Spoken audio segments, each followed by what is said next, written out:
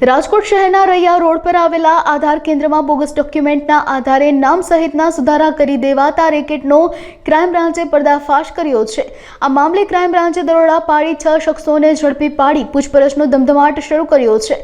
સમગ્ર મામલે તપાસના અંતે મોટા ઘટસ્ફોટ થવાના એંધાણ જોવા મળી રહ્યા છે।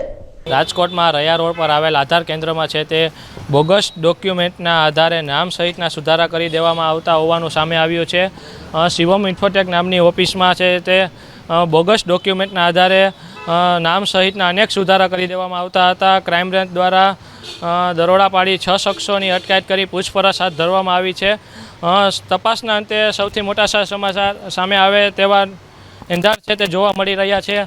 અત્યારે અમે જે શિવમ ઇન્ફોટેક નામની ઓફિસે પહોંચ્યા છીએ ત્યારે તાળા પણ જોવા મળી રહ્યા છે। કેમેરામેન અમિત મકવાણા સાથે કરણ જોગલ, અબ તક ચેનલ, રાજકોટ।